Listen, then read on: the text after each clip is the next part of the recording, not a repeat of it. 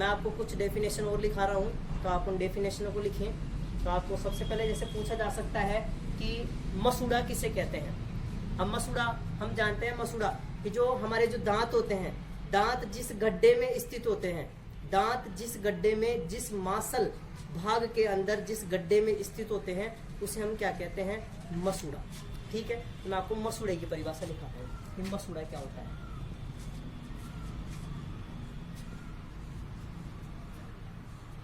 सभी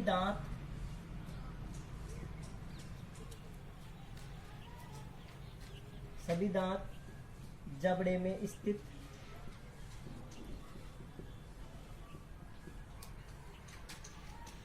सांचे में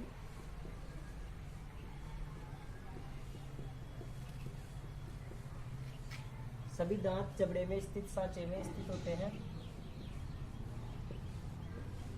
जिसे मसूड़ा कहते हैं, जिसे मसूड़ा कहते हैं। अब देखिए कि यहाँ जो दांत हैं, दांत जबड़े में स्थित गड्ढे में स्थित होते हैं। गड्ढे को हम गर्त भी बोलते हैं, गड्ढे को हम गर्त भी बोलते हैं। गर्त का मतलब होता है गड्ढा। तो जो दांतों की यह व्यवस्था है कि सभी दांत गड्ढे में स्थित होते हैं, जिसे हम मसूड़ा कहते हैं। तो दांतों की इस व्यवस्था को हम बोलते हैं गर्त दंती। गर्त दंती। आपको पूछे कि गर्त दंती दांत व्यवस्था क्या है, तो आप बताएंगे कि सभी दांत एक गड्ढे में स्थित होते हैं, जिसे मसूड़ा कहते हैं। इस व्यवस्था को गर्त दंती कहते हैं। ठीक है विद्यार्थियों, तो आपको पूछा जाए कि गर्त दंती दांत व्यवस्था क्या है, कि सभी दांत मसूड़े से बने हुए गड्ढे में स्थित होते हैं। इस व्यवस्था को गर्त दंती कहते हैं। तो मैं यहाँ पे लिख देता हूं, इस दांत व्यवस्था को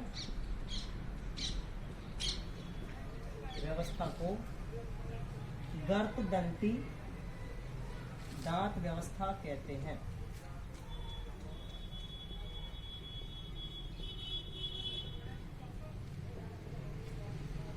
इसके बाद मैं आपको जो दूसरी परिभाषा लिखाने जा रहा हूं वह है द्विबार दंती। द्विबार दंती। देखिए, द्वि का अर्थ दो, बार दंती का मतलब दांत, दो बार दांत। कि मनुष्य के अपने जीवन काल में, मनुष्य के बचपन से लेकर जब तक वह बुढ़ा हो जाता है, जब तक उसके जीवन काल में दो बार दांत आते हैं। एक बार तो दूध के दांत आते हैं, जो मैंने आपको कल बताया था कि दूध के दांतों की संख्या 20 होती है और ये 8 से 9 वर्ष की उम्र तक ही रहते हैं। इसके बाद में ये टूट जाते हैं और दोबारा जो दांत आते हैं वो दांत आते हैं स्थायी। तो दांत दो प्रकार के यहाँ पे हो गए कि हैं, एक बार अस्थायी दांत और एक बार स्थायी दांत। अस्थायी दांत जो कुछ वर्षों के बाद में टूट जाते हैं, जिन्हें हम दूध के दांत भी कहते हैं। देखिए बच्चों, सबसे पहले बच्चे के दांत आते हैं, तो वो दांत होते हैं दूध के दांत, जो 8-9 साल की उम्र तक वो टूट जाते हैं। इसके बाद में जो दांत आते हैं उनको बोलते हैं स्थायी दांत, यानी जीवन काल में कितनी बार दांत आए, 2 बार। इस व्यवस्था को क्या कहते हैं, द्विबार दंती दांत व्यवस्था। तो आपको पूछा जा सकता है परीक्षा में, बहुत इंपॉर्टेंट प्रश्न है, द्विबार दंती दांत व्यवस्था क्या है। तो आपको लिखेंगे कि मनुष्य के अपने जीवन काल में 2 बार दांत आते हैं, एक बार अस्थायी दांत और एक बार स्थायी दांत। इस व्यवस्था को द्विबार दंती दांत व्यवस्था कहते हैं। तो मैं लिख देता हूं इसकी परिभाषा, मनुष्य के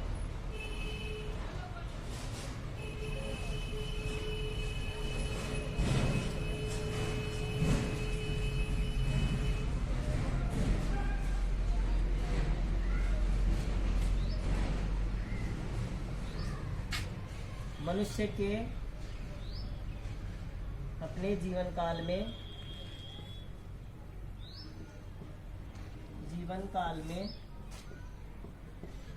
2 बार दांत आते हैं,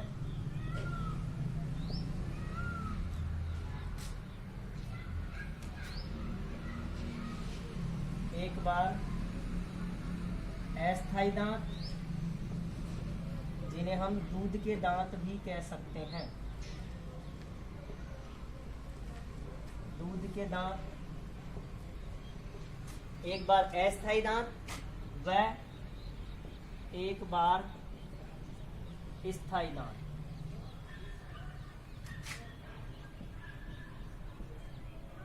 इस व्यवस्था को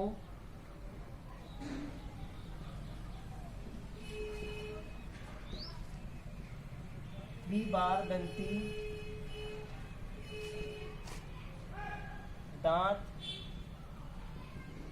व्यवस्था कहते हैं। विद्यार्थियों, आपको समझ में आ गया होगा कि द्विबारदंती दांत व्यवस्था क्या है, और गर्तदंती भी आपको समझ में आ गया होगा अच्छी तरह से।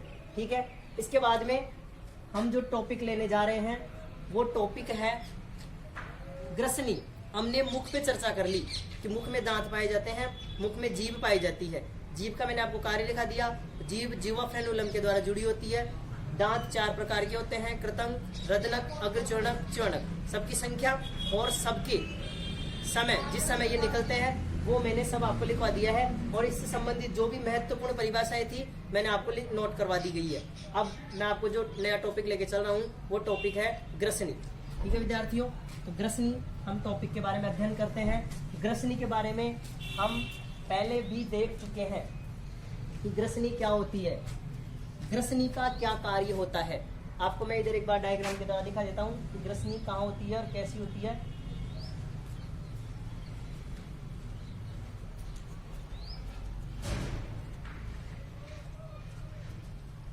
यहाँ पर जो ये कुप्पीनुमा संरचना है, आपको इसके डायग्राम की सहायता से समझना है। बिल्कुल बहुत आसान है।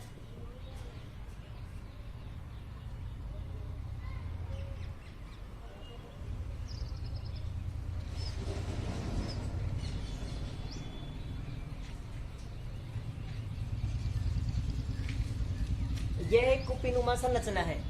इस संरचना को हम बोलते हैं ग्रसनी। इस संरचना को हम क्या बोलते हैं? ग्रसनी।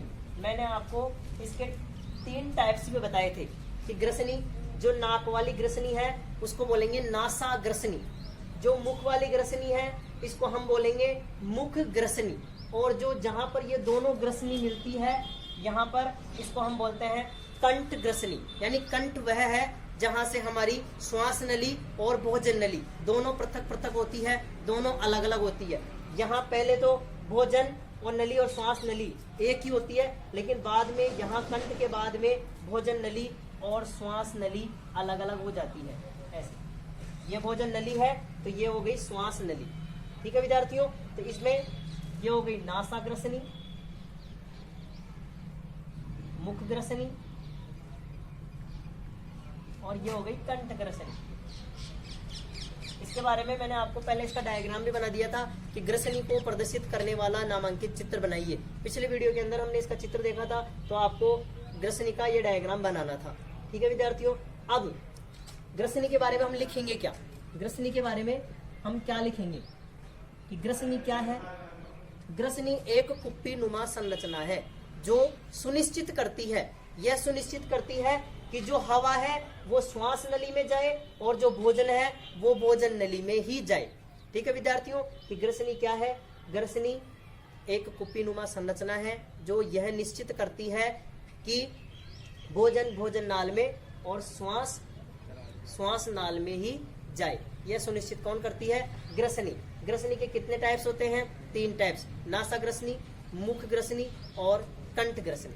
ये डिटेल हमने ग्रसनी के बारे में लिखनी है। आपको पूछा जाए परीक्षा में कि ग्रसनी पर टिप्पणी लिखो, ग्रसनी के बारे में लिखिए, तो हम जो लिखेंगे वो मैं लिखवा रहा हूँ आपको। तो देखते हैं, ग्रसनी एक कुप्पीनुमा संरचना है जो यह सुनिश्चित करती है कि वायु श्वास नाल में व भोजन नाल में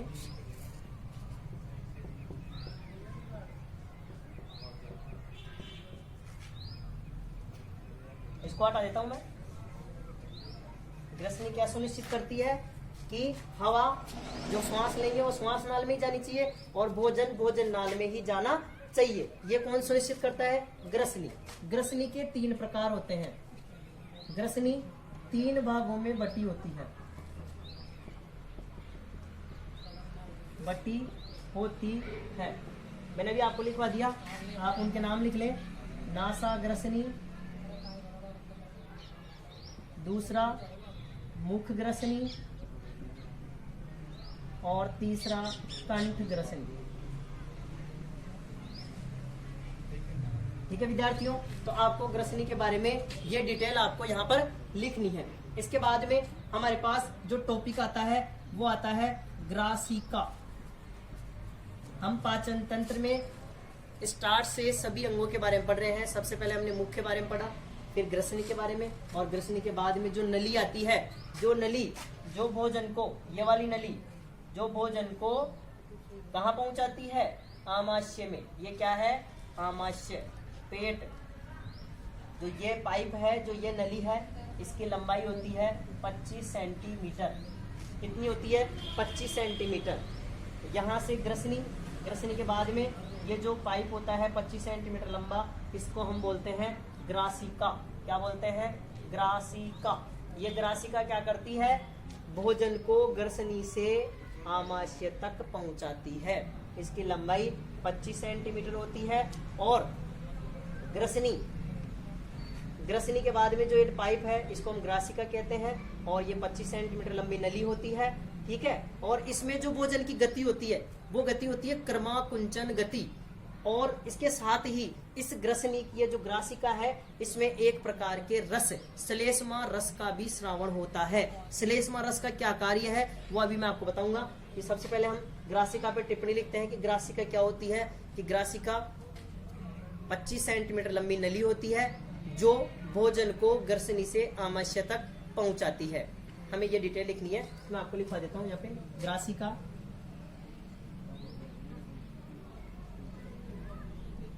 ग्रासिका लगभग 25 सेंटीमीटर लंबी नली होती है जो भोजन को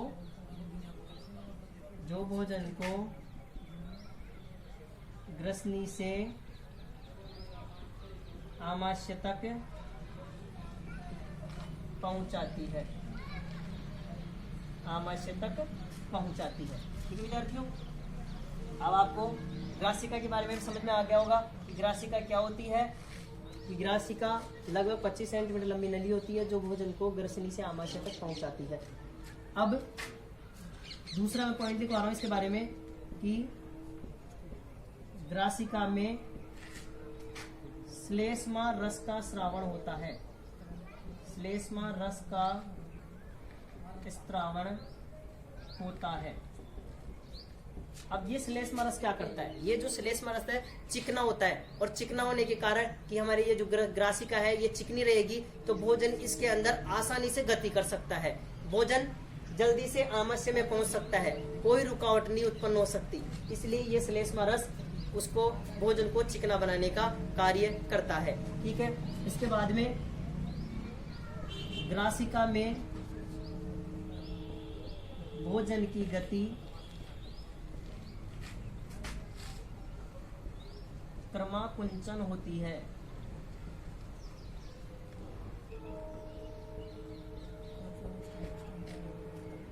ग्रासिका में भोजन की गति क्रमाकुंचन होती है। अब ये शब्द हमारे पास आ गया कि क्रमाकुंचन, ऐसी कौन सी गति होती है हमारे आहार नाल में कि जिस तरह से भोजन मुख से प्रारंभ होकर हमारे मलाशय तक पहुंचता है, तो वो इस गति के कारण होता है क्रमाकुंचन गति। अब क्रमाकुंचन जो हमारी आहार नाल है, इस आहार नाल के अंदर भोजन की गति कैसे होती है कि यहाँ पर ये भोजन का टुकड़ा है, ये वाला भोजन का टुकड़ा है। अब यहाँ पर क्या होगा कि ये पीछे वाली पेशियां सिकुड़ेगी तो आगे वाली पेशियां खुल जाएगी। आगे वाली पेशियां खुल जाएगी तो ये जो भोजन है ये भोजन आगे गति करेगा इस तरह से। फिर ये वाली पेशियां सिकुड़ेगी, आगे वाली पेशियां, ये वाली पेशियां थोड़ी खुल जाएगी। खुलने के कारण ये भोजन आगे की तरफ फिर गति करेगा।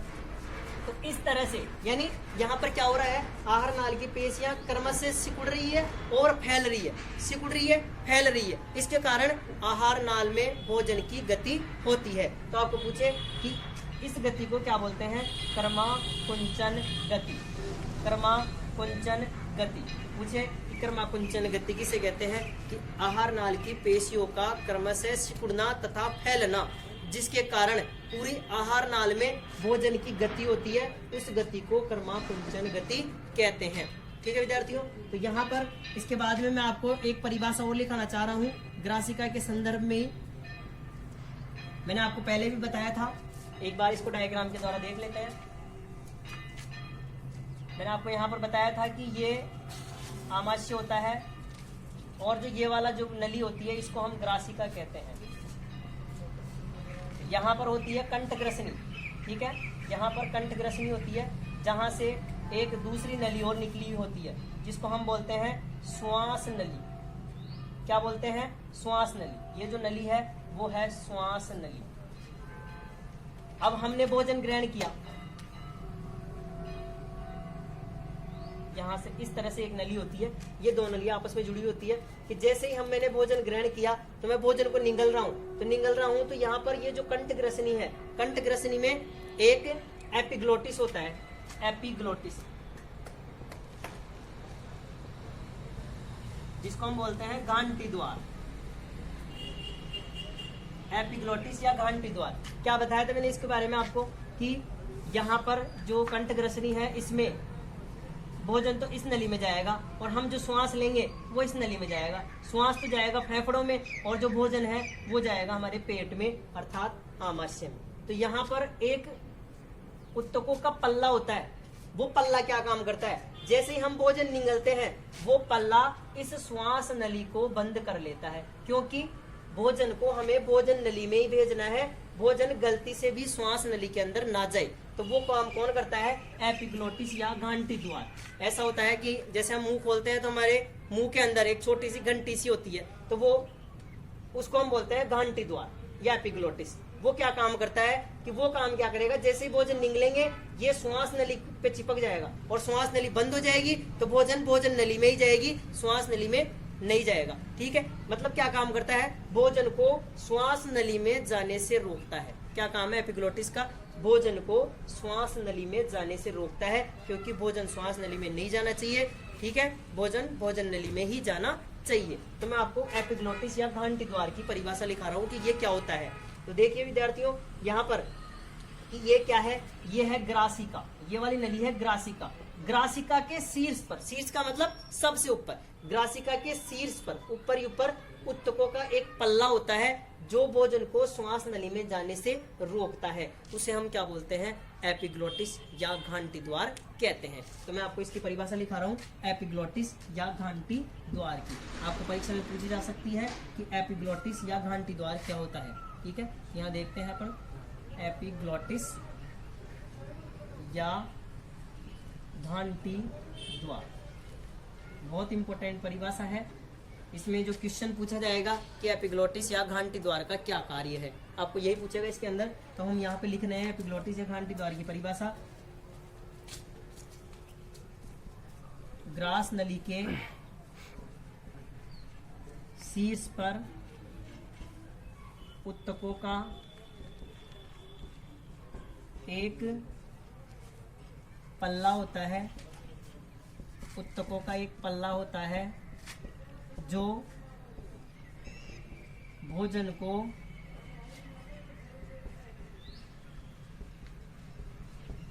श्वास नली में जाने से रोकता है। कि ग्रास नली के शीर्ष पर सबसे ऊपर उत्तकों का एक पल्ला होता है जो भोजन को श्वास नली में जाने से रोकता है। इसे एपिग्लोटिस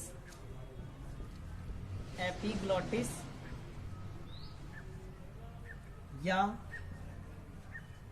घंटी द्वार कहते हैं। इसमें आपको परिभाषा तो नहीं पूछेगा, लेकिन आपको ये पूछेगा कि एपिग्लोटिस या घंटी द्वार का क्या कार्य है। तो आप क्या लिखेंगे कि एपिग्लोटिस या ग्रंथि द्वार भोजन को श्वास नली में जाने से रोकता है, ये इसका काम होता है। बहुत इंपॉर्टेंट प्रश्न है। आज के लिए इतना ही, मिलते हैं नेक्स्ट वीडियो के अंदर।